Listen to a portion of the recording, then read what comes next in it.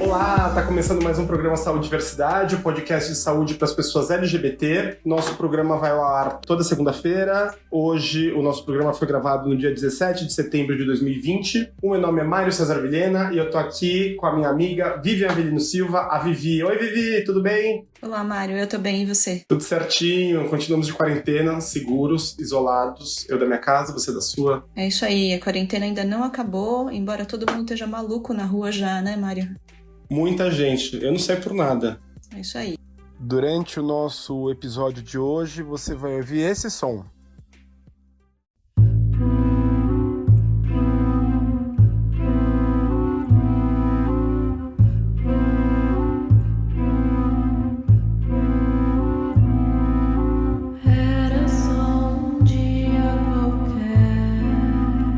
Esse som é da Marina Bastos. Marina Bastos é uma grande cantora. Eu conheci a música dela através de um amigo, o Anderson Gouveia, Anderson_der Gouveia, no Instagram. Ele faz uma live toda quinta-feira, às 20h30, para falar sobre corpo, dança, como sorrir, como viver na pandemia. E sempre tá chamando uns músicos amigos. E assistindo a live dele, eu descobri a Marina. Marina, obrigado por participar do nosso programa com a sua música. Hoje a gente tem como convidado, Mário, um grande amigo meu, que é o Edson Ferreira Filho. O Edson é médico, ginecologista e obstetra.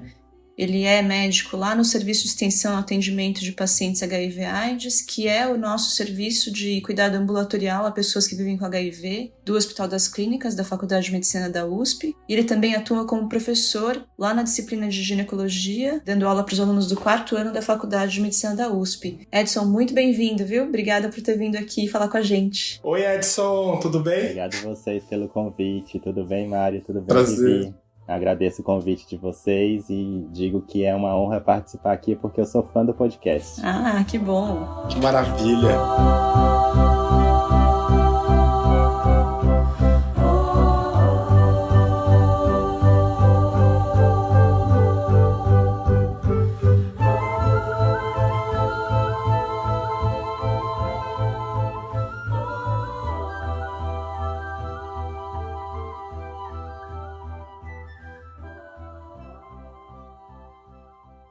Edson, fala um pouco mais, além de médico ginecologista, você nasceu onde, gosta de fazer o que de hobby? Conta um pouquinho mais sobre a sua vida. Legal, Vivi. Então, eu sou teresinense, eu nasci no Piauí e foi lá onde eu fiz a minha formação inicial, o curso de medicina. E eu vim para São Paulo na busca de um aperfeiçoamento, um programa de residência médica que estivesse atrelado aí com algumas coisas que eu tinha como metas de conhecer na minha vida. Então eu vim por um motivo profissional e eu descobri que São Paulo me trazia um tanto de outras coisas numa esfera não profissional que me agregou bastante. Inclusive, a própria pauta LGBT, ela foi aflorada em mim em São Paulo. Quando eu vim para cá, eu já sabia que era gay, mas eu não tinha essa liberdade de conversar, de falar. E o fato de mudar de cidade para um local em que as pessoas têm uma mente mais aberta me deixou muito mais à vontade. Então, uma das coisas que você me perguntou, o que eu gosto de fazer? Eu gosto de conversar, eu gosto de falar com as pessoas, eu gosto de ouvir o que elas têm para me dizer. A experiência que as pessoas me contam às vezes fica marcada. E é engraçado porque às vezes eu nem me dou tanto conta disso. Eu lembro que uma vez você conversou comigo e você falou aquela coisa específica. E eu lembro, assim, de um item daquela conversa que foi o que me marcou pelo resto da minha vida, e eu mudo o que eu falo e o que eu faço por uma conversa que a gente teve, sei lá, em 2008. Uau! Você vem trazer o calorzinho de Teresina pra gente aqui em São Paulo, essa cidade grande. É um lugar quente, mas as pessoas são muito calorosas também, né? Tem muito calor e muito calor humano. Eu brinco que eu vim fugido do calor, Mário. Eu gosto de temperaturas mais amenas. Muito bom, tá certo. Mas, de fato, as pessoas são bastante calorosas, são bastante acolhedoras, gostam de conhecer as pessoas e de conversar também. Edson, agora que você contou pra gente um pouquinho mais sobre você, vou começar fazendo uma pergunta mais básica, que lá no seu trabalho, no seu consultório, no seu trabalho no atendimento ambulatorial a pessoas que vivem com HIV, você também atende pessoas LGBT como ginecologista? Sim, lá no ambulatório a gente tem a oportunidade de atender todas as pessoas que necessitem de algum tipo de cuidado ginecológico. Então a gente vai ter aí desde mulheres cis, mulheres trans, homens trans, mulheres cis que são lésbicas, mulheres cis que são bissexuais. E o interessante é que muitas vezes elas fazem questão de conversar com a gente de uma forma mais explícita e já chega e já diz, e às vezes elas simplesmente não falam nada e durante a conversa, durante a anamnese, a gente vai perguntando um pouco mais e aí de repente surge o espaço para falar. E à medida em que a gente começa a conversar com as pessoas, a gente percebe que o nosso jeito de deixar o espaço para falar fica mais fácil, fica mais amplo. Então, já que a gente tem aí provavelmente pessoas que estão escutando e que vão atender outras pessoas, eu acho que essa é uma das mensagens mais importantes. Nossa, mas eu não pergunto porque eu não fico à vontade, eu não sei o que fazer com aquela informação. Da próxima vez que esse assunto chegar, você vai estar mais à vontade. E da vez subsequente, mais à vontade ainda. Então, permita-se que a situação melhora e você consegue abranger mais pessoas dentro do seu atendimento. Vou fazer um comentário do não médico, do lugar de falar do não médico. Você comentou da anamnese, né? Que é aquele momento em que o médico vai conhecer o paciente, vai fazer aquela primeira análise do histórico do paciente, das condições, pegar, perguntar e tudo mais. Esse, eu sinto, que pode ser uma grande questão para o nosso sistema de saúde de uma forma geral. Os médicos, às vezes, ficam supercarregados, sobrecarregados, com um tempo muito curto de consulta, e esse momento que você está falando, além de exigir uma sensibilidade, um conhecimento técnico do médico muito grande na parte clínica, para fazer essa anamnese, às vezes o médico não tem tempo suficiente, né, de abordar todas as questões que ele precisaria para entender o histórico daquele paciente. É mais ou menos isso? Exatamente, Mário. O momento da anamnese é o momento da história clínica. E esse é o momento que eu acho que a maioria das pessoas, considera o mais importante de todo o atendimento. Então, se eu não faço uma história clínica adequada, se eu não tenho tempo para conversar, provavelmente, em algum momento, eu aumento a minha chance de errar. Então, ter tempo é fundamental. Fazer com que aquele tempo seja bem aproveitado, mais ainda. Então, criar estratégias, ter um roteiro organizado na cabeça é uma das formas de você tornar aquele tempo mais produtivo. Então, você tem uma sequência de coisas que eu preciso saber para orientar, para discutir.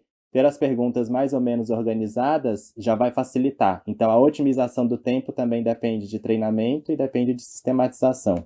Mas aí, Edson, você estava falando dessa fluidez, né? Que com a experiência você foi ganhando de conversar com as pessoas a respeito de aspectos da identidade, da orientação delas, que são relevantes para a sua prática como médico, né? São informações que, se a pessoa não ficar à vontade para dizer, você não ficar à vontade para perguntar, podem inclusive comprometer o atendimento, né? Você acha que a faculdade e a residência preparam os médicos de forma adequada nesse aspecto para atender pessoas LGBTQIA+?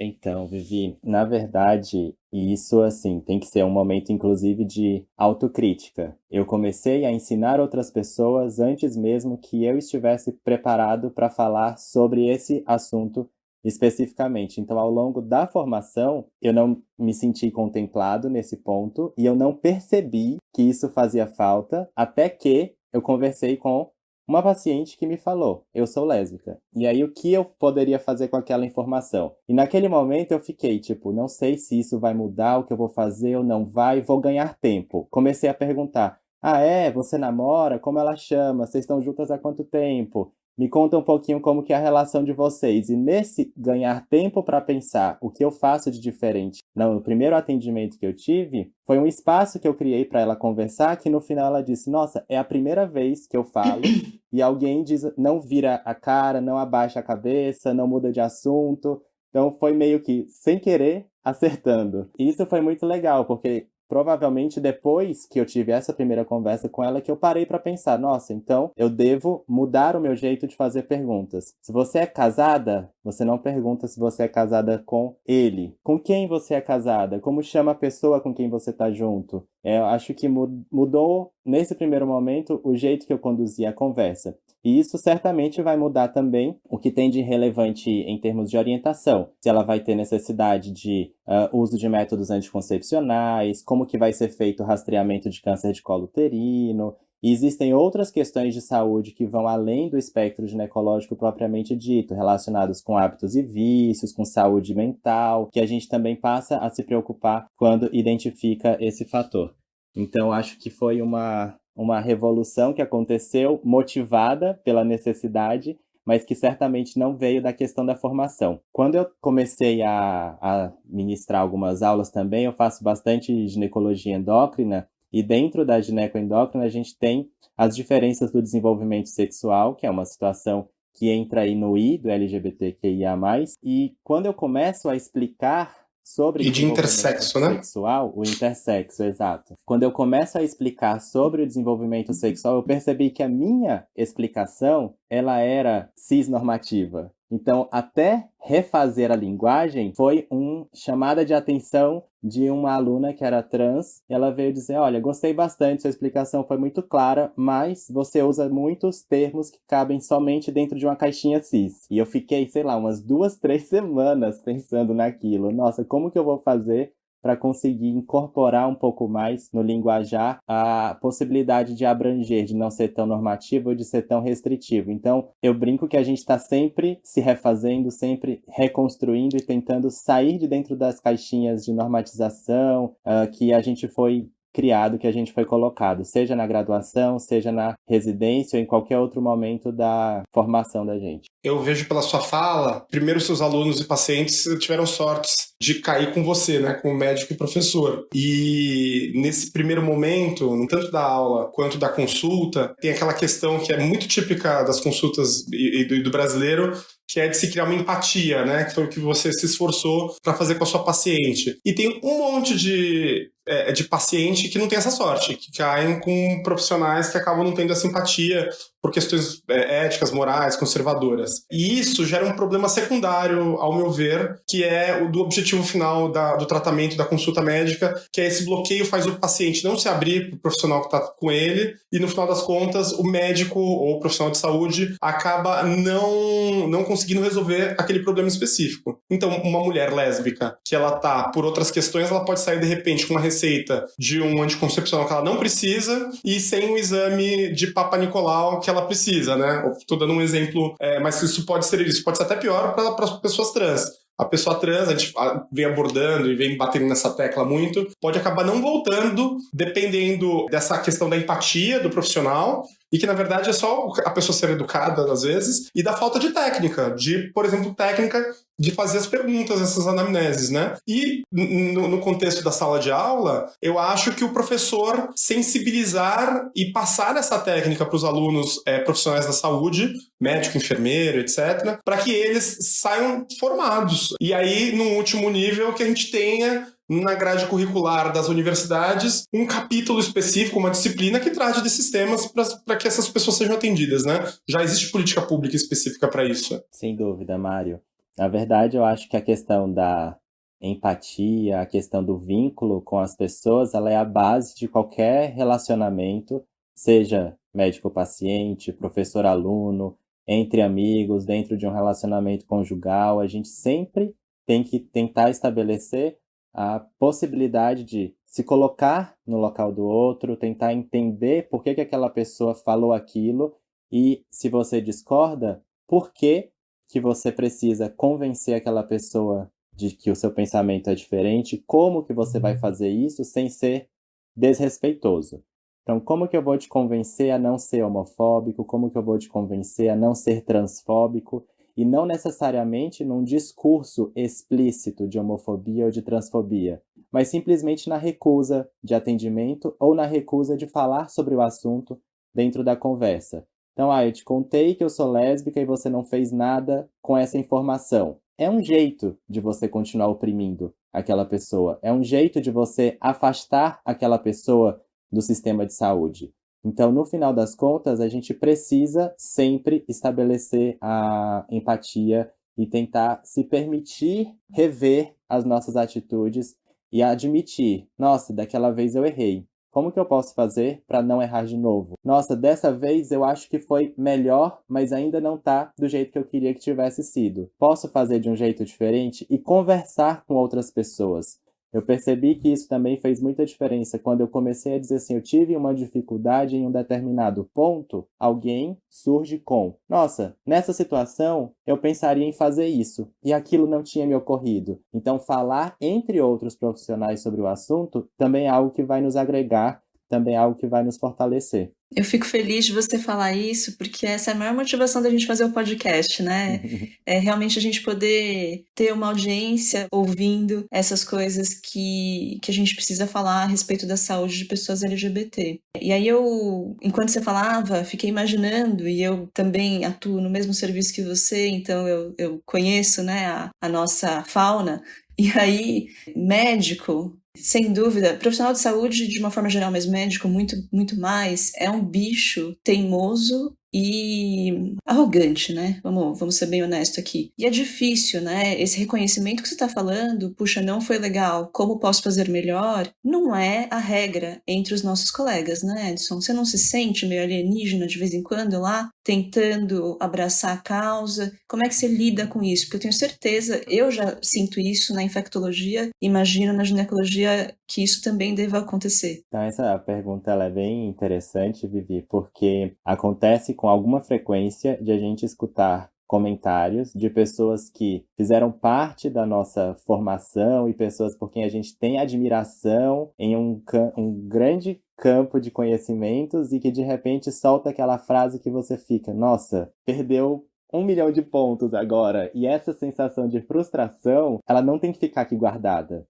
A gente tem que sair dessa zoninha de conforto, de dizer assim, olha, eu tô aqui escutando e vou embora para casa e vou mudar meu conceito sobre você. Dizer assim, não, eu não gostei do que você falou. Óbvio que com uma educação com polidez e com respeito, mas olha, eu acho que isso que você falou não é o melhor jeito de a gente conversar sobre o assunto. Então, desde, como a gente estava falando do ambulatório de HIV, desde a nomenclatura de aidética, você me encaminhou a paciente aidética. Não te encaminhou a paciente aidética, eu te encaminhou a pessoa que vive com HIV, mas ela não está com infecção oportunista, ela está com nível ótimo de CD4 e está tudo bem. Então é uma nomenclatura extremamente arcaica, mas que a gente precisa fazer com que a pessoa entenda que ela usou um termo inadequado. Como fazer isso? Ah, você sabia que quando a pessoa tem um bom nível de CD4, a pessoa não tem infecção oportunista, ela nunca teve nenhum tipo de complicação e tá ótimo, a gente não chama mais por esse termo. Esse termo ele tem um cunho pejorativo, um cunho opressor. Vamos rever essa nomenclatura? Sabe que legal que você me falou isso? Então, algumas vezes você vai ter essa resposta. Algumas vezes você vai receber outras respostas que não são dignas de a gente falar aqui no podcast, né? Mas eu acho que é importante que a gente tente ao máximo possível. Óbvio que ninguém vai conseguir 24 horas do dia, 7 dias por semana levantar a bandeira e aguentar todas as porradas. Mas fazer o exercício de ouvir alguma coisa que eu acho que ficou inadequado, vou tentar falar com essa pessoa, vou tentar mudar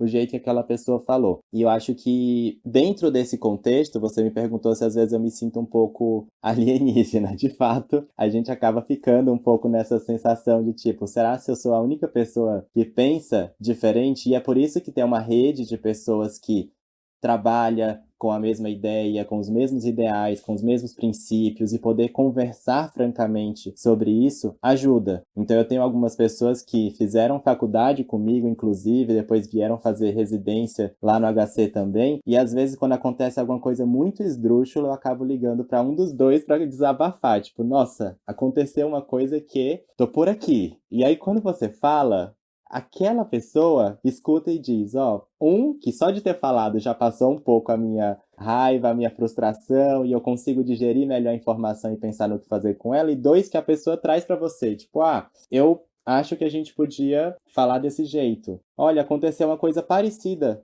quando eu estava em um determinado local, e o jeito que isso foi manejado, que me pareceu adequado, foi esse. Então, conversar com pessoas que também estão tentando se reformular, se remodelar e aperfeiçoar o seu jeito de se comunicar com a população LGBTQIA+, e com qualquer população que seja discriminada ou oprimida, é fundamental. Pode ligar pra mim quando você quiser, Edson. Nem se preocupe, pode deixar que isso vai acontecer. Me lembrou, não tem muito a ver com medicina, mas acho que tem a ver com o preconceito que é tão arraigado, tá nas nossas raízes, né, nas raízes do Brasil, contra tudo que não é branco, cis, cristão e hétero, que as pessoas ainda têm muito desconhecimento das ISTs, né, a gente aborda sempre aqui, e você tem falado, né, então quando chega um paciente que vive com HIV, até para um médico, e isso pode ser assustador para quem não é médico. O cara fica assustado e fala, nossa, ele tá com um aidético. Essa informação é muito forte para mim, é muito forte. Porque se esse médico, se ele for um clínico, ou independente da especialidade, se ele estudar um pouquinho mais, ele vai saber que hoje viver com HIV não é mais, ou ter uma IST, não é mais o que era nos anos 90, né? E isso está no imaginário popular. Eu lembro uma época, isso foi uma experiência minha, eu como uma pessoa LGBT, passei um ano fora do Brasil, e desse um ano passei 5 meses na Índia, comer, rezar e amar. E eu voltei muito magro, muito magro. Quando a minha família me encontrou, tem algumas pessoas que são médicas, aí foram falar com os médicos com a minha mãe, o Mário tá com AIDS. Porque uma pessoa LGBT no imaginário brasileiro, uma pessoa LGBT magrinha é idética, entendeu? E até os médicos, eu fiquei chocado, viu, gente? Não podia estar na Índia, tipo, é isso, assim. E isso acontece milhares e milhares de vezes em UBSs afora, Brasil afora, né? Unidade Básica de Saúde, clínicas, etc. É muito triste saber isso. E a gente tem que levantar essa bandeira e ficar batendo essa tecla que os médicos, profissionais da saúde, advogados e todo o resto têm que se informar para saber como tratar as pessoas. Verdade, Mário. E eu acho que a gente tem que olhar para as coisas de duas maneiras, né? Uma pode ser o que às vezes aconteceu com você, de as pessoas olharem para você e falarem de você, nossa, eu acho que o Mário está com AIDS. E a outra é chegar para você e dizer assim, nossa, tá tudo bem com você? Você tá precisando de alguma coisa? Você quer que a gente vá investigar por que você perdeu tanto peso? Você quer uma ajuda para ir a um profissional de saúde? Ou se você é profissional de saúde, você quer ir lá no consultório, quer ir lá no hospital para a gente conversar? Então, acolher em vez de falar de alguém. Se você identifica alguém que você acha que está precisando de qualquer coisa, pode ser você acha que ela teve uma infecção por HIV e não está sendo tratada adequadamente. Está tudo bem você fazer uma intervenção dentro de um ambiente privado, dentro de um ambiente com respeito, e você vai dizer assim, eu queria conversar com você. Tá tudo bem? Você precisa de alguma coisa? Posso te ajudar, estou disponível. Coloque-se nessa situação de disponibilidade, porque se aquela pessoa, algum dia, descobrir que ela tem uma sorologia positiva, por exemplo, ela sabe que tem alguém com quem ela possa conversar, que tem uma rede de cuidado pronta para acolhê-la. E isso vale para todo mundo, vale para quem é hétero, vale para quem é LGBTQIA+, vale para quem é cis, para quem é trans, para todo mundo. No fim das contas, o que a gente precisa fazer é simplesmente se mostrar mais disponível para acolher as pessoas e quando houver essa necessidade, elas saibam que existe alguém pronto para receber e para ajudar e uma rede estruturada para isso. Acho que é a mesma coisa quando a gente pensa dentro da nossa temática do LGBTQIA+, quando a gente pensa que alguém pode ser gay, quando a gente pensa que alguém pode ser lésbica, pode ser bi. Sabe, meu filho, meu irmão, meu pai, alguém. Se isso acontecer, deixe a pessoa ciente de que o ambiente está disponível para ela conversar com você quando ela se sentir confortável, em vez de criar barreiras, em vez de colocar obstáculos, né? Que é mais ou menos o que a gente faz na consulta, né, Edson? Quando você fala a pessoa com quem você se relaciona, tá tudo bem com o seu parceiro ou parceira, né? E falar de uma forma neutra, você já prepara o terreno para a pessoa revelar, se ela quiser, se ela ficar confortável, né? Exatamente. E eu sempre digo, uma das vantagens de a gente trabalhar, por exemplo, com ginecologia, é que é um ambiente em que sexualidade faz parte da consulta, faz parte das perguntas que eu posso fazer. Eu não estou fazendo perguntas de curiosidade, eu estou fazendo perguntas que vão ser determinantes no meu cuidado de saúde. Então eu vou colocar para você que se você tem um determinado comportamento sexual, se você incorpora uma prática sexual, alguns cuidados precisam ser tomados, outros não necessariamente vão precisar ser feitos. Então, eu posso perguntar, é um espaço que sabidamente é livre para a gente falar disso, ou não tão sabidamente assim. Acabei de lembrar de uma paciente que chegou dizendo que não sabia com quem conversar sobre o assunto e acha que pode ser com o ginecologista. Então, assim, ó, seu palpite está certo. Esse é o ambiente para a gente falar sobre o assunto. E entender que questões relacionadas com a sexualidade vão fazer parte de diferentes momentos de vida de todas as pessoas. Numa determinada fase, pode existir uma dificuldade para ter relacionamento afetivo ou relações sexuais com outras e tentar entender por quê e de que forma que isso pode ser melhorado também é importante. Então, mesmo que não seja dentro da pauta LGBTQIA+, simplesmente perguntar sobre sexualidade de uma maneira geral vai permitir que a pessoa conte para você, eu tô com dificuldade, eu tô sem vontade de ter relação, isso mudou na minha vida. Então, você sempre estará certo em criar um espaço para a pessoa discutir sexualidade com você. Deixa eu te perguntar agora, Edson, a respeito de coisas mais específicas da sua especialidade. Então a gente estava falando que você foi aprender na vida como abordar e o que diferente precisava ser feito e como ginecologista mesmo, né? No atendimento a pessoas LGBTQIA+. Então, por exemplo, para mulheres que fazem sexo com mulheres ou mulheres que se relacionam com mulheres, existe alguma coisa diferente que você como ginecologista, além de não prescrever anticoncepcional, né? Alguma coisa diferente que você orienta, se preocupa? Como que é a rotina? Então, existem alguns pontos que são importantes. Primeiro é perguntar como que são as práticas sexuais daquele casal ou daquela mulher. Então, se ela me conta que ela tem relação exclusivamente com parceiras femininas, de fato eu posso prescindir de anticoncepção. Mas se ela me conta, quase sempre eu tenho relação com mulheres, mas de vez em quando eu tenho relação com homens. Ou eu tenho relação com mulheres cis e com mulheres trans.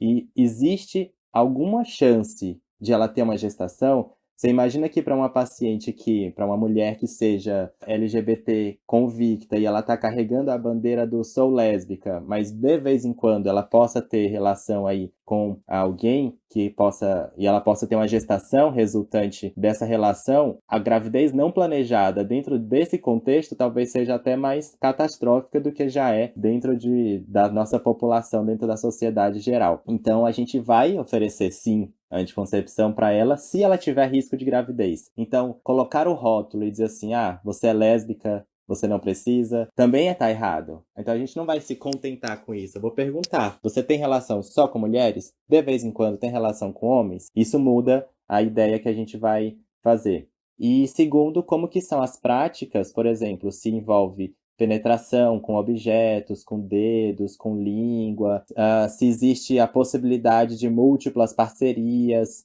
e tentar entender se existe espaço para câncer de colo uterino, por exemplo, por conta dessa relação sexual. Se ela tem qualquer tipo de penetração, seja com língua, dedo, brinquedos, com qualquer outra coisa, ela vai precisar de rastreamento. Então eu não vou ignorar essa etapa da consulta, que às vezes acontece, né? Por ser lésbica, eu acho que você não precisa, então vai embora e eu não cuidei de você. Na verdade, tá errado. Porque o senso comum, cara, do imaginário, do homem hétero, a mulher lésbica não faz sexo. O sexo da mulher lésbica não envolve penetração, né? Pode ser uma coisa que esteja no imaginário. Exatamente. Então, quando o Edson fala rastreamento, ele está se referindo ao exame de Papa Nicolau, que detecta câncer de colo do útero em estágios bem iniciais, estágios esses em que ele é perfeitamente tratável e você evita uma doença grave muitos anos depois, né?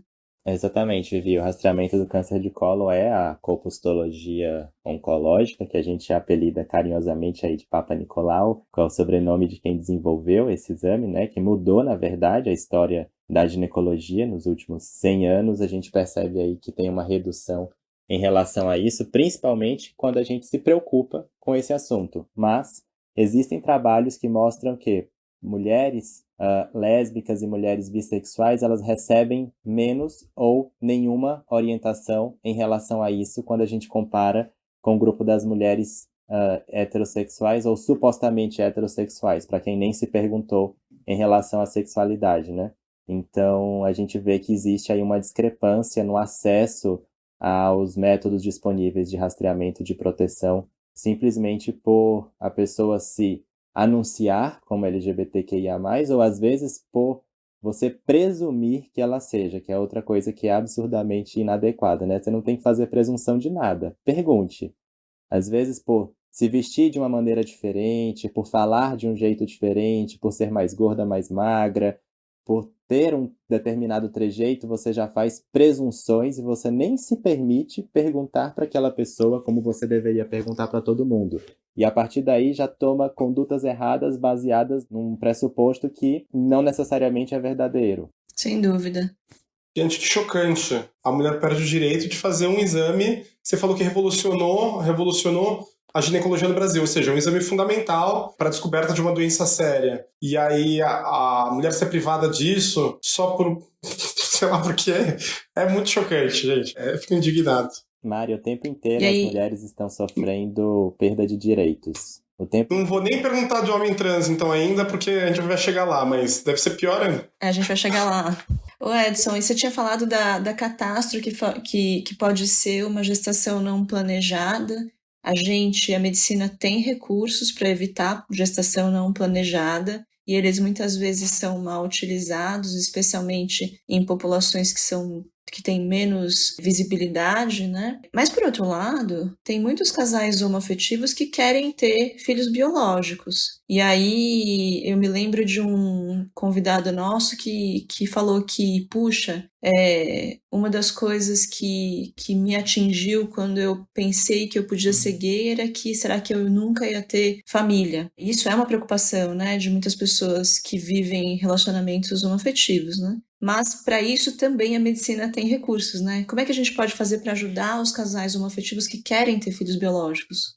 Ótimo, Vivi. Foi muito bom você tocar nesse assunto. O Conselho Federal de Medicina, em 2017, ele lançou uma resolução e nessa resolução ele fala explicitamente que é permitido existir uma gestação compartilhada numa união homoafetiva através de técnicas de reprodução assistida, sem que exista necessariamente o diagnóstico de infertilidade. Então, a princípio, quando a gente pensa nas técnicas de tratamento de infertilidade conjugal, você está falando aí de uma inseminação intrauterina, de uma fertilização in vitro. O clássico... Isso daí é o popular bebê de proveta, né, Edson? Exato, popular bebê de proveta.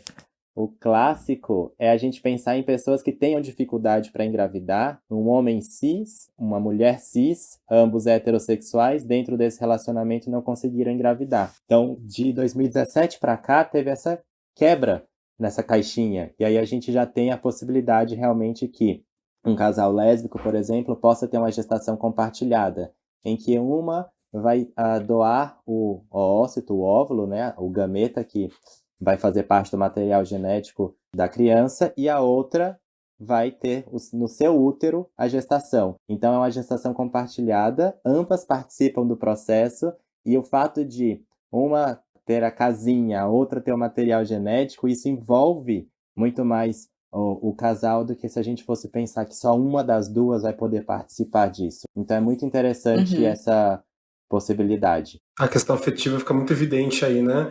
E aí o material genético masculino vem de, provavelmente, banco de doador, Exatamente. E aí tem que ser um doador anônimo, Mário. A gente não pode conhecer de quem veio o gameta, o material genético, você não sabe de quem é. É diferente das situações de útero de substituição, por exemplo. Se a gente fosse pensar lá nos casos de pessoas intersexo que não tenham útero e que desejem gestar, essas pessoas elas podem se utilizar de um útero de substituição, da famosa barriga de aluguel, de algum parente próximo, de alguém da família. Então é alguém próximo que vai estar junto. Mas quando a gente pensa na doação de gameta, sempre vai ser um doador anônimo, tá? Então, seja o óvulo, seja o espermatozoide, a doação vem de um doador anônimo. Aí eu procuro um banco, uma empresa, pego, talvez possa escolher algumas características, deve ter alguns dados que eu posso lá, mas eu nunca vou saber quem é o pai, ou quem doou o material genético. Nesse caso específico dos casais homoafetivos, né? O que é diferente do que ocorre com pessoas que nasceram sem útero e aí podem pegar a barriga de aluguel e o material genético de alguém da família, por exemplo, do irmão, do primo, etc. É isso que você está explicando. Exatamente, é exatamente isso. E aí, Edson, como que você vê... Você acha que a nossa sociedade já aceita esse tipo de família não tradicional? Eu sei que essas pessoas existem, né? Eu tenho um amigo que é gay, casado e adotou, né? A opção deles foi adotar uma criança. E a criança estuda na escola dos meus filhos, né? E, enfim, a gente sabe que existem pessoas próximas da escola que levam isso de uma forma absolutamente natural e existem pessoas que não, né? Na comunidade médica, esse tipo de procedimento você acha que já está mais acomodado? Como que você vê isso, Edson? Entre a comunidade médica, de uma maneira geral, eu ainda acho que existe uma resistência, eu ainda acho que existem muitas barreiras, especificamente dentro do campo da reprodução humana, que são pessoas que já fazem um treinamento mais voltado para isso. Eu vejo que essa pauta está começando a ser mais frequente, está começando a ser mais demandada. Então, eu acho que aos poucos a realidade está mudando, tem mais gente abrindo a cabeça, mais gente falando sobre isso, mais gente se preocupando. Óbvio que a gente não está na situação ideal, nem de longe.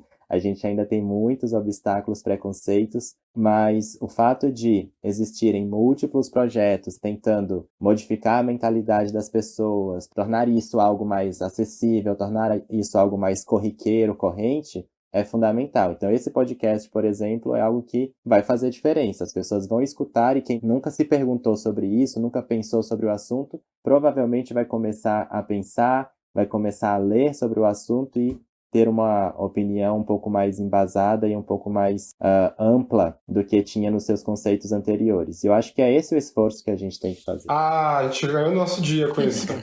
Em complementação, assim, que eu acho que tem tudo a ver com o que você está falando, porque existe um esforço do judiciário brasileiro, de diversos órgãos públicos, e eu fico muito contente em saber, né, poder divulgar que o Conselho Federal de Medicina também já tem essa mentalidade de garantia dos direitos civis e políticos, que são os primeiros grupos de direitos que as pessoas conquistam nesse momento da humanidade, e que é uma batalha, uma militância do judiciário, do poder público, para que isso aconteça, ou seja, um movimento, por exemplo, para o registro de filhos por casais homoafetivos, né, registrar os dois pais, as duas mães, como qualquer outra criança tem direito de ter pais e mães, né? Que é uma coisa importantíssima para o exercício da cidadania. Um problema tem a ver com o que você está falando da medicina. Uma coisa é garantir o direito e a outra coisa é instrumentalizar esse direito, fazer esse direito ser aplicado de uma forma ágil. Às vezes, nos rincões do Brasil, fazer isso ser aplicado pode ser uma tarefa muito árdua e a pessoa tem que travar batalhas aí,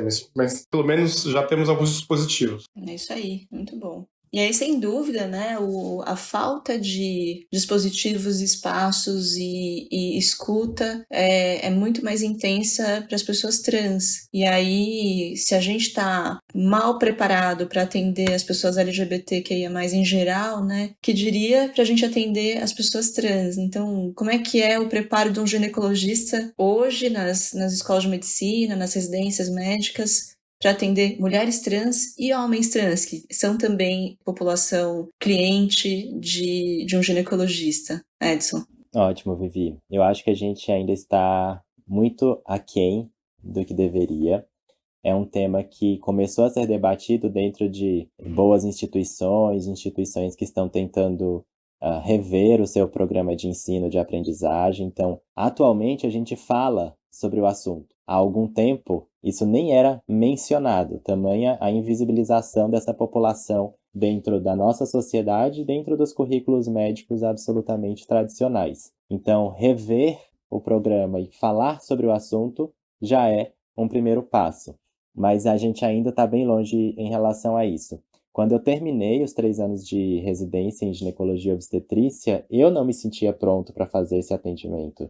Eu terminei e eu fiquei com aquela sensação de, se chegar, eu não sei por onde começar.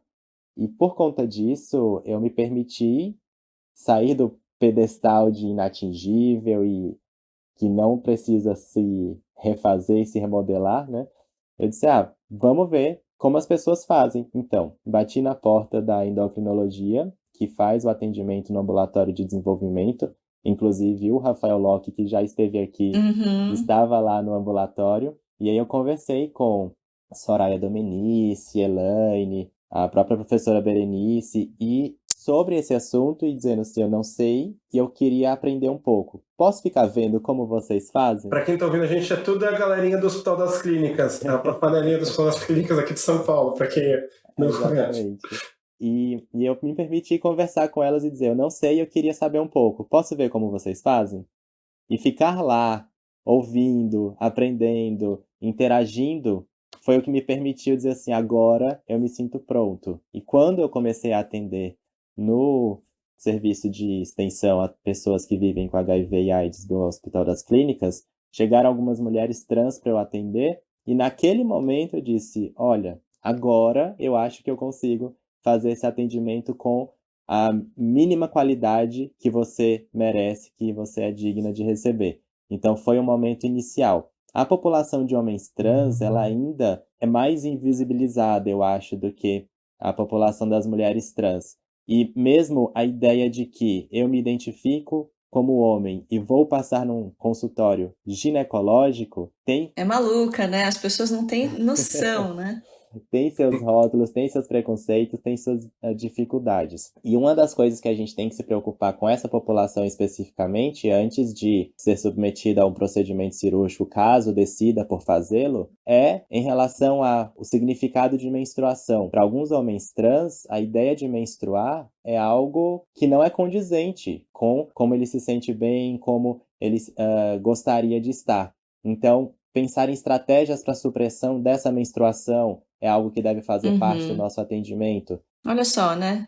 É uma coisa que as pessoas nem passa pela cabeça, né? Que causa sofrimento para o homem trans menstruar, né? Não causa sofrimento o útero existir. Ele existe, ele tá lá, né? Mas menstruar, né? A gente não pensa sobre a bexiga, o intestino, o fígado, o pâncreas que estão aqui dentro. Então a gente também não tem que pensar sobre o útero, o ovário ou os testículos. A gente vê o que acontece no nosso organismo e como aquilo impacta na nossa rotina de vida e no significado que cada coisa tem. Então, quando eu sinto dor, eu me preocupo, existe um problema ali. Por que eu estou com dor? Da mesma forma, ter menstruação tem esse significado de é algo desagradável para algumas pessoas. Existem homens trans para quem isso não é uma questão, e muitas vezes o fato de estar dentro do processo de hormonização, usando a testosterona, acaba suprimindo o fluxo menstrual. Mas existem pessoas que continuam sangrando e para quem aquilo é incômodo, então isso deve fazer parte da conversa. Você menstrua? Sim? Não? Isso é chato para você? Você gostaria de fazer alguma coisa para parar com esse fluxo menstrual, ou pelo menos para reduzi-lo, e começar a fazer aconselhamento nesse sentido também? Nossa, uau! Eu vou voltar um pouquinho, porque ficou implícito na sua fala. O ginecologista, ele é um médico especializado nos órgãos femininos, e além disso, ou seja, ele atende mulheres, e além disso, pessoal, vou dar um dado aqui, ó, drástico para todo mundo. Ele pode atender mulheres trans e homens trans. Novidade. Nem todo mundo sabe, né? Nem todo mundo está acostumado com isso. E eu acho que o atendimento, ele tem que ser específico para essas populações. E você conta que na sua experiência ainda, mesmo você sendo super aberto para isso, você ainda teve que ir atrás por conta própria, quase que de forma autodidata, para entender como atender essas pessoas, né? Ele foi atrás de um estágio optativo após o término da residência lá na endócrina, né? Foi isso que você fez, essencialmente, né, É Edson? exatamente isso, porque quando a gente não se sente preparado para fazer alguma coisa, o nosso instinto é se aperfeiçoar. Então, eu não sei fazer uma Claro. determinada cirurgia, então eu vou colar em quem faz a cirurgia e ver fazendo tantas vezes quanto eu me sinto pronto para fazê-lo. Eu não sei fazer um tratamento de uma determinada doença. Vou ver como que uma pessoa que já faz, como que ela trata. Vou ler sobre o assunto. Então, eu acho que é isso que a gente tem que fazer o tempo inteiro. E no atendimento de população LGBTQIA+, se a gente não se sente pronto, conversa com alguém que já começou a atender, que já atendeu algumas pessoas que têm um pouco de experiência nisso, lê sobre o assunto, tem um monte de guideline, o Colégio Americano de Ginecologistas e Obstetras tem orientações específicas para esse atendimento. Existe na literatura médica fonte suficiente para a gente ler. Talvez, e provavelmente, na verdade, as perguntas não estão todas respondidas, tem muitas incógnitas aí, por isso que o campo da pesquisa é fundamental, mas a gente já sabe muita coisa. E a gente tem essa informação acessível e simplesmente não se permitiu ler. Você não foi atrás, você não começou a se informar. Você pode contar um pouquinho para a gente da diferença do atendimento, ou do que o médico deve prestar atenção, ou o que a pessoa deve contar ao médico nesse atendimento do homem trans, ou seja, a mulher que fez o processo de transição para se tornar um homem trans, da mulher trans e da mulher, principalmente da mulher que faz sexo com mulher? Então, algumas coisas a gente tem que lembrar. Primeiro, se a gente for pensar aí que o homem trans tem útero, é um homem que precisa fazer rastreamento de câncer de colo de útero. Então, o exame de Papa Nicolau preventivo faz parte da rotina de cuidados. O fato de ter mama vai precisar de rastreamento mamográfico também. Então, vai fazer mamografia caso não tenha feito a mastectomia, a retirada das mamas. E o oposto, para a mulher trans, como ela usou hormônios que desenvolveram o parênquima mamário, aquela é uma mama suscetível a ter câncer. Então, é a glândula, né, da mama. o tecido da mama, basicamente, ele é feito de glândula e gordura. E então ele precisa ser olhado com a mamografia sobre o risco de ter câncer de mama, porque houve estímulo de estrogênio naquela mama que se desenvolveu. Então, a partir daí a gente já sabe, tem alguns rastreamentos que a gente vai fazer. Olhar para o uso de hormônios e pensar quais são as repercussões do uso desses hormônios no organismo, em relação a perfil de colesterol, HDL, LDL, triglicerídeos e afins, as taxas de gordura e açúcar no sangue aí, e as medidas de pressão arterial. Isso também é importante, porque os hormônios interferem com essas funções. Então, como que a gente vai fazer isso de uma forma segura? Eu não posso usar qualquer coisa para qualquer pessoa. Eu tenho que individualizar esse tratamento, conhecendo que outras comorbidades, que outras situações clínicas estão envolvidas dentro daquele indivíduo. Então, não é receita de bolo, não é a mesma coisa para todo mundo. Cada pessoa vai ganhar um tratamento individualizado, específico, considerando tanto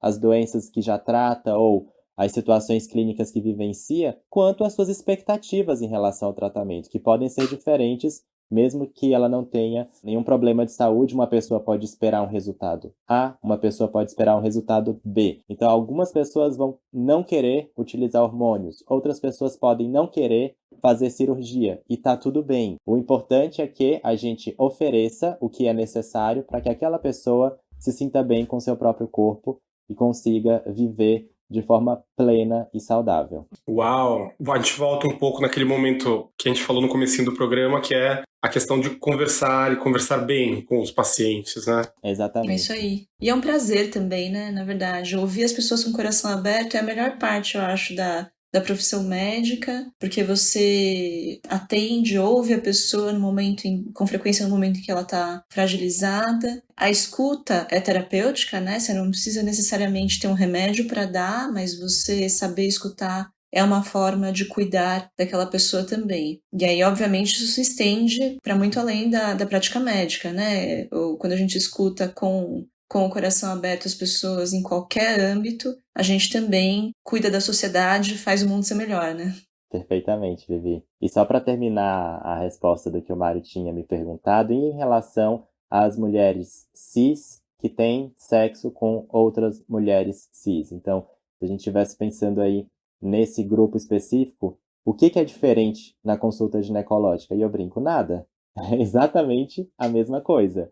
Mas a gente tem que ter espaço de conversa, espaço de discussão em relação ao que ela traga de dúvidas nesse processo, de proteção contra infecções sexualmente transmissíveis, às vezes coisas que não são necessariamente ISTs, mas as vaginoses bacterianas, que podem ser mais frequentes numa parceira e na outra por consequência. Então, existe aí uma concomitância entre as duas. Então, a gente tem que, na verdade, só deixar o espaço disponível e fazer as perguntas relacionadas à sexualidade de uma forma isenta de julgamento. A partir da resposta que aquela mulher traz, é que a gente vai decidir o que eu preciso fazer de diferente. Então, entra aí nas questões clássicas dos rastreamentos que a gente já conversou, e muitas vezes a gente tem que lembrar também que essas pessoas elas têm outro problema de saúde que não tem absolutamente nada a ver com a orientação sexual ou com a identidade de gênero. A gente estava brincando, a lésbica não precisa do anticoncepcional, por exemplo. Talvez ela precise para tratar outra coisa. Então, para tratar um sangramento, para tratar uma endometriose, para tratar um outro problema de saúde? Talvez sim. E isso não invalida a orientação sexual dela, isso não invalida como ela se sente. É simplesmente um remédio. Se eu tomo um antihipertensivo, um remédio para controlar minha pressão, isso não muda o jeito que eu me identifico como homem, cis, gay. Da mesma forma, se eu precisei usar um remédio que originalmente foi prescrito, foi idealizado como anticoncepcional para tratar outras coisas, isso não deve invalidar aquela pessoa. A medicina tem recursos que estão disponíveis para todo mundo utilizar da melhor forma possível, dentro do que a pessoa espera. Então a gente sempre vai dizer, existe esse remédio. Você acha que ele é factível, que ele é possível para você? É uma opção que te interessa? É muito mais do que a gente simplesmente querer impor. Só existe isso, toma e vai embora. Não é assim que funciona, né? Mais claro, impossível. Gente, você fala muito bem, eu tô impressionado. Muito obrigado, Mário. O exemplo que o Mário costuma dar quando a gente fala, né, quais são as necessidades de um homem que faz sexo com homem, de uma mulher que se relaciona com mulheres, né? Então ela também tem necessidades que qualquer mulher, qualquer homem, qualquer pessoa tem, né? As pessoas LGBT, você acredita? Elas têm até amidalite, né? Então, não esquecer que a pessoa não é somente LGBTQIA+, né? Ela é uma pessoa, ela tem todos os problemas que qualquer ser humano pode ter. Exatamente. E a gente tem que pensar em tudo isso, né? A gente tem que parar de se preocupar só com isso também, porque tem os dois extremos, né? Tem aquele que ignora e tem aquele que se detém exclusivamente sobre esse assunto. São duas formas de negligência, Perfeitamente. Edson, foi muito, muito bom conversar com você, aprendi um monte de coisa, adorei. Espero que tenha sido super útil para as pessoas que escutam. Realmente, a gente falou de vários temas que muita gente desconhece e eu espero que ajude também a saúde das pessoas, das mulheres e homens trans e mulheres trans que passam pelas consultas de muitos ginecologistas pelo Brasil. Obrigado por ter vindo, toda a reverência, Edson. Eu tô impressionado em como você fala bem, como você só na sua forma de falar eu já me sinto acolhido. Eu aprendi um monte, você me deu vários cliques aqui na minha cabeça, coisas que eu não sabia. Não vou falar por vergonha universal das coisas que eu não sabia. Queria te agradecer muito. Seus alunos e pacientes são muito sortudos e a gente é muito sortudo de ter tido a oportunidade de conversar com você. Gente, eu que agradeço o convite de vocês. Eu estou muito feliz de participar e, na verdade, quem é sortudo sou eu, de ter gente com vontade de fazer projetos como esse do podcast de vocês, disciplinas para discutir a atenção de pessoas da comunidade LGBTQIA+. E eu também tenho muita sorte de ter pacientes e alunos que me chamam a atenção quando identificam no meu discurso que alguma coisa estava inadequada. Permitir-se corrigir quando você incorrer no erro é absolutamente aceitável e isso não diminui a autoridade, a honra, a dignidade de ninguém, não é? Pelo contrário, eu acho que a gente está aqui nesse planeta para aprender cada vez mais e para tentar ser um pouquinho melhor do que a gente era ontem, hoje e amanhã. Muito bem, então vamos agora para a última parte do nosso programa, o momento Cultura Transviada.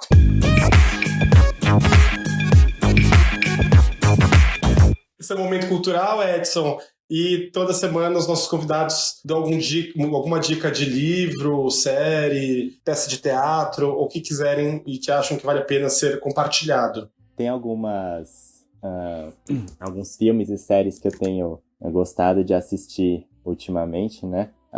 Acho que mudou um pouco durante essa pandemia a nossa disponibilidade de horários, de tempo para fazer e a nossa vontade de fazer as coisas também fica um pouco diferente, né?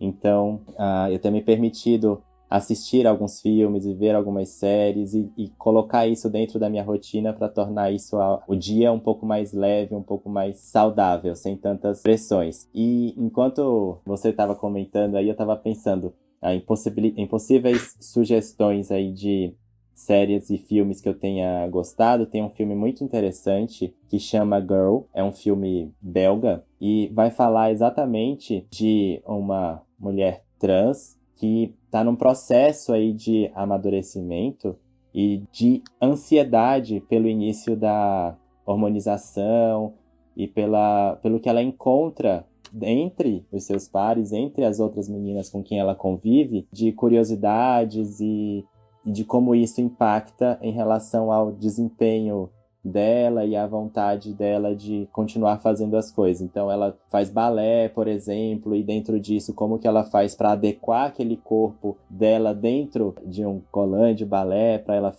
se sentir bem. Existem alguns desafios e algumas coisas que quando eu assistia eu disse, gente, eu nunca tinha pensado que isso podia ser dessa maneira, né? De uma forma tão impactante, tão traumática. E a capacidade de se refazer e de se renovar e de estar predominantemente aí positiva no processo é algo que realmente foi bastante motivante. E existem alguns outros filmes que talvez sejam um pouco mais clássicos aí, como o La Vie d'Adèle, o Azul é a Cor Mais Quente, né? Que fala também sobre um relacionamento homoafetivo que é muito interessante, é muito gostoso de assistir. A questão da liberdade, do quanto é um filme francês para outra. É um filme francês também. Sim. Teve um último filme que é Uma Mulher Fantástica. Uma Mulher Fantástica conta a história de uma mulher trans, uma perda de um parceiro que ela tinha e o quanto isso é impactante na vida dela. E o que eu gostei principalmente é a questão da representatividade, que a protagonista do filme, ela é uma mulher trans também na vida real. Então acho que isso é importante, de você estar falando sobre a temática e você vai incorporar pessoas que têm vivência naquela temática. A gente não vai colocar uma mulher cis para fazer um papel de uma mulher trans, por exemplo. Então acho que isso foi bastante interessante e importante. Lindo, lindo. Fiquei com vontade de assistir os dois. Os três. Né? Fiquei mais envolvida com os dois últimos enredos agora que você falou, por isso que eu falei dois. Eu te mando as sugestões todas, Vivi. Legal. Mário, e a sua dica? Bom, minha dica é um livro. Tenho me apegado bastante aos livros. Eu tenho assistido pouca coisa da quarentena, não sei porquê, bloqueio de quarentena. Mas o meu livro é um livro de um escritor que chama Paco Vidarte. Ele é o autor. E o livro chama Ética Bicha, Proclamação Libertária para uma Militância LGBT. A ideia desse livro é falar de como as pessoas LGBT podem se afirmar politicamente, e nos processos LGBT a gente tem... E todos os processos sociais para exercício da cidadania, a gente ganha os direitos, a gente conquista direitos através dessa militância que surge no seio dos movimentos sociais. Os movimentos LGBT, eles são os movimentos, não são o movimento, e esse livro é ótimo para a gente entender como a gente pode dialogar com a comunidade para inspirar a gente a dialogar e a se afirmar. A gente falou num programa ou outro que a gente fala assim, tem orgulho de falar que a gente assim como a gente fala que a gente é brasileiro, que a gente gosta de música brasileira, é falar, eu sou gay, eu sou lésbica, eu sou trans, falar isso com orgulho para que o nosso interlocutor perceba que tá tudo bem falar isso. Então tá a minha dica de livro, e agora a nossa rainha Vivi. A minha dica é um filme, na verdade um documentário que chama Carta para Além dos Muros. Ele foi feito pelo André Canto, vários colegas nossos, amigos nossos participam desse documentário. Ele conta um pouco sobre a história do combate ao HIV no Brasil, e é muito emocionante, né? Porque é uma história muito recente, coisas que a gente viu, viveu, e que felizmente a gente tem muito mais arsenal para combater hoje, mas é interessantíssimo, recomendo muito. Tá na Netflix esse, né? É isso aí. Ótimo, adorei as dicas de vocês. Mais uma vez, obrigado, Edson, por ter vindo. Vai ser um prazer. Obrigada. A gente vai então agradecer, dar os créditos finais. A nossa edição de som é feita pelo AJ Oliveira, identidade visual do Leandro Jamal, Fábio Escaleira e Bruna Pousada são os nossos ajudantes que cuidam da parte de comunicação, e-mail, mídias sociais, e a Pamela Quevedo, que é responsável pela distribuição do nosso podcast em todos os tocadores. Tchau, gente. Até semana que vem. Até, um beijo para todos.